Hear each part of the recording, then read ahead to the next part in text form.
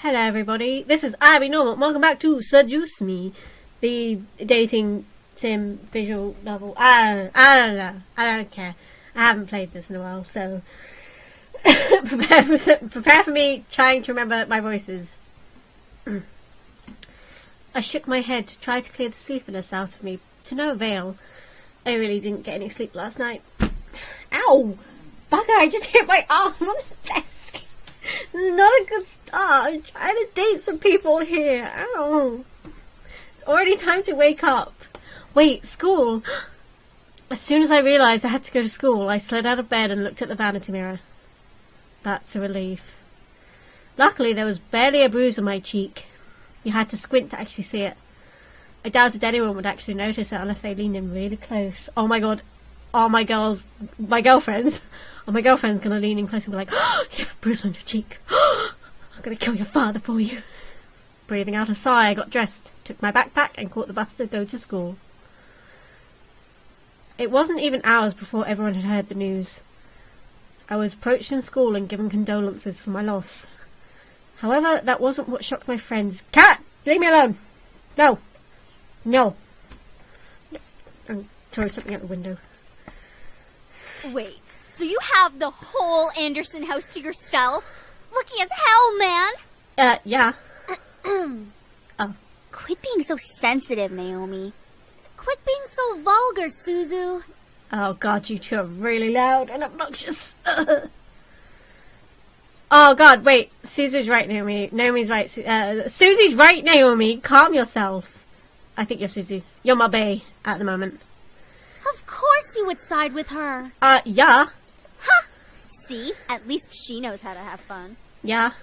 I know how to have fun. You don't need to be wild to have fun. Mm-hmm. Guys, I'm going there after school today because my parents want me to get used to living there. Seriously? It hasn't even been a day since you came back to school. I know, but my parents want me to try living there as soon as possible. Still, that's really fast. Are you going to be okay? Oh, baby. Of course. I mean, ha! But even in the comfort of my best friends, life seemed to keep testing me. Ow! Who hit me? Oof. Hey! Don't go around shoving people like that. What? Who? Whoops. Did I strike a nerve, Cappini? Why do you have elf ears? Actually, why do you have big round eyes? She let out a small laugh as she twirled her hair around her finger. Lisette, one of the last people I wanted to see today. It's not me you should be apologizing to. Ugh. Oh, Anderson. Hey, how's it going? Bitch, back up. I'm okay. Haven't you already heard, Lisette? Of what? Her grandfather's passing. Well, I'm sorry about that. I don't really watch a lot of news. I bet you don't.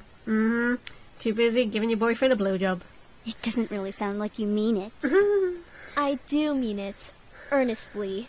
Why wouldn't I? Because you're a cow. Typical Cappini. Isn't her family involved with the mafia or something?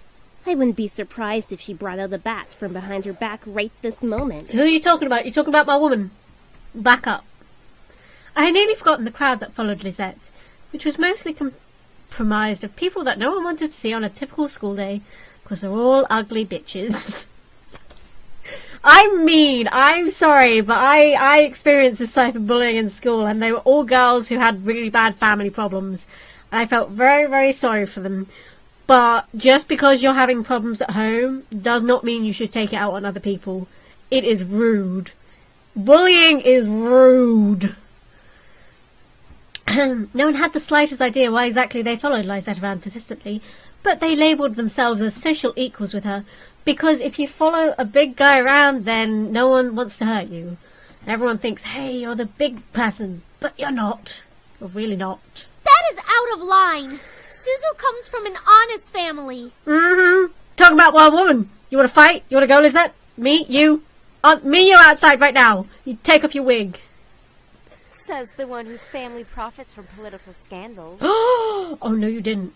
Yeah, your dad doesn't make anything unless he's in the courts with dirty politicians. Look, I may be in school, but I won't be afraid to slap some bitches. Naomi, you're not a dog. Hey, let's all calm down for a second, alright? I'm sure Anderson needs some time to recuperate. I mean, what just happened? We need to give her some respect. Are you being nice? Or are you pulling my dick? Yeah, that's pretty much my reaction there. Just stop. Stop acting like that already, like you feel sorry for me. What are you talking about? I'm sure you're happy seeing me like this. You already have everything you wanted, and now seeing me like this. Life couldn't get any better. Bitterness seeped into me, and words started flying out of my mouth without filter. But honestly, I didn't care. I was so consumed by anger that I only saw Lisette in front of me. What exactly am I to you? Just another part of your obstacle course? Is that what I am? I'm sick of it, Lisette. I'm sick of all these charades, and I'm sick of you. Gasps rose from the crowd around her, and I was brought back to the school hallway. Even my friends beside me looked at me in surprise. Yay, keep your mouth closed, girls. One girl looked like she was going to speak up, but Lisette held her hand up to stop her. There was an emotion in her face that I couldn't quite make out, but I could see a form of pity in her eyes. No. Don't you dare pity me. I looked away from her. I didn't want to see that emotion in her eyes when she was talking to me. She didn't have the right to look at me that way. I'm sorry. I know your grandfather passing away must have really taken a toll on your emotions. I do not condone violence against bullies. But if a bully hits you, hey, it's self-defense.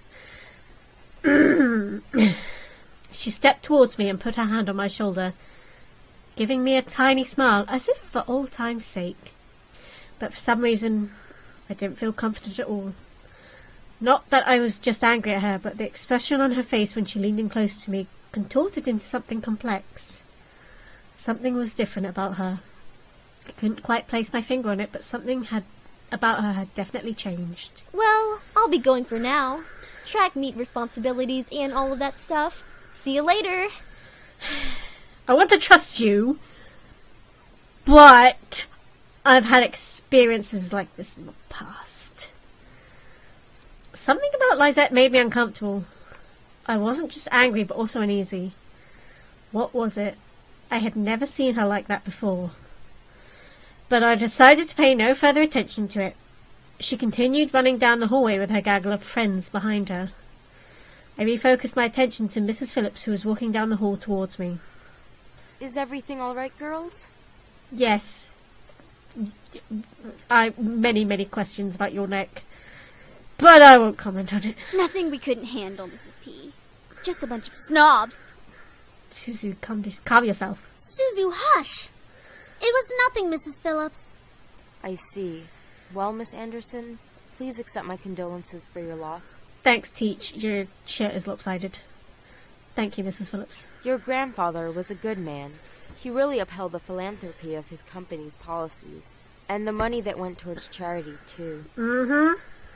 I know, he was amazing. I really looked up to him, and I want to be as good as he was. Well, I know that you'll be as great as your grandfather. Aww. Hell yeah, she will. She'll be 10 times better than her grandfather. Yeah. Would I? Would I really be better than my grandfather? Everyone seemed to have high expectations for me. I wanted to do my best to make my family proud, but to be better than my grandfather? I wasn't sure about that. From outside the school window, I saw a familiar blue car pull up to the curb. Undoubtedly, it was my father in the driver's seat. Oh, my ride's here. Well, I guess I'll see you both tomorrow. Want us to come with you? Yes! No, it's okay, I'll be fine to see you. Seriously, baby, come with me. Hey, Dad. Hey, honey. Don't call me honey! As I got into the car, I noticed my father looking troubled, clutching at his steering wheel and staring straight ahead. as if something was really bothering him. What could it be? Maybe the fact that he hit his daughter. About what happened yesterday. I'm sorry for yelling at you. Does your cheek still hurt? Not as much as when Mum cheated on you. I mean, what? No, it's nothing to worry about. I mean it. I shouldn't have laid a finger on you. You know that you're my most precious daughter. You're all that I have. Then maybe you should respect my wishes and let me do what I want, Dad. I mean, Yet he couldn't bring himself to say what he could never say to me for such a long time. I always wanted to hear those words to affirm how he really felt, but I guess even now he couldn't say it to me. I turned my head away to look out the window, and there was no point in waiting for something that was never going to come. And like that, he started to drive, and the conversation between us ended. I decided to focus my attention on the passing scenery. We were taking the usual route to Grandfather's house. There you go. Maybe if I speak at this the whole time, it won't annoy you guys too much. It was located within the vicinity of the school district, but it was still pretty far from the school and from where our house was. He had always lived alone, and he insisted on doing things by himself, even at his age, living in such a large house. I wondered, did he pass away with no one at his side as well? It sounded so lonely and sad. Oh, don't remind me. It was strange that he decided on living all alone in his large estate. If anything, he could have lived with us. I would have lived with him, Granddad. Though he and my father probably would have given each other the silent treatment the entire time. Maybe living alone was preferable to that. I actually hadn't visited him for quite a while. Visits to his house were most frequent when I was a child, and I had grown up long since then. What is wrong with me today? The last time I visited, though, I thought he looked just as he usually was, happy and healthy. But things change. In the back of my mind, I knew that he would have to leave one day. It wasn't like humans could live forever. So why did my heart still feel so heavy? The car ride was mostly spent in silence until he spoke again. How was school?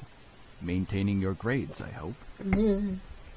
Yeah, I've been trying my best as of so far, Daddy. Nah. Trying? That's not really doing the best you can, is it? Oh my God, Jesus Christ, I actually hate this so much. Why are you my dad? Deep breath. Deep breath. With my father, only some words I said would filter through his ears. It was difficult to keep up a conversation without eventually talking about academics or my future, even if it was something loosely based on it. He always found a way to integrate it whenever we talked. Anyway, your belongings are in the trunk. There isn't a lot, so I'm sure you can manage bringing them inside the house. After all, you are on the road to being independent now. Yep, I can manage on my own. I have been this entire time, Daddy. The usual silence resumed between us. I really wasn't sure what to say around him, especially when most of the time we didn't share the same opinions. One question did linger in my mind, though. If he was going to justify acting so nonchalant at Granddad's funeral, I had the right to at least know why. Try again. Yeah, Dad. Dad, about you and Grandpa. We are not talking about this. I feel like we should be. Because Granddad did leave us yesterday, so... I wouldn't care if he had left even long before that. I do not want to hear it, and that is the end of this conversation.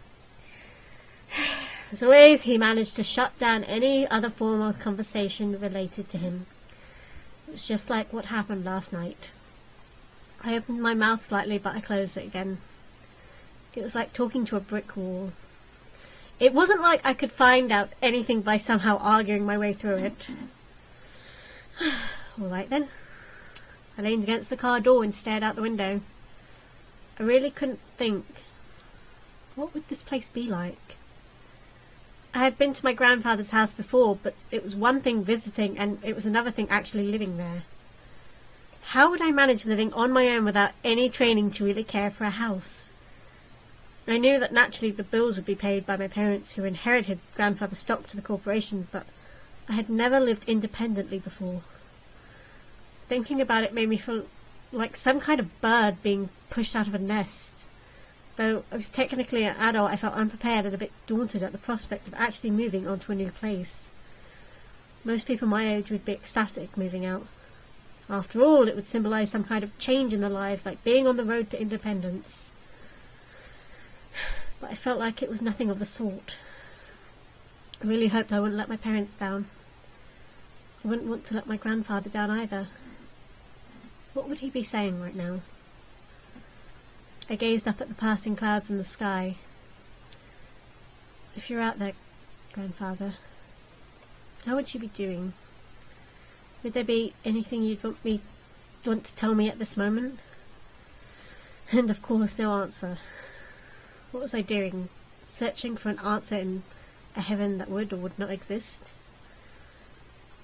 Ducked my head to stare at the blur of trees and cars from the window. My head was definitely going into the clouds there at that moment. Either way, I found myself being driven off to my new home. And that's where we're going to end it here. Maybe we won't be living alone. That is a nice ass house. Yeah, okay. Anyway, I'm going to leave it here. And hopefully I'll be getting back into it. And I'll see you guys in the next video. Bye-bye.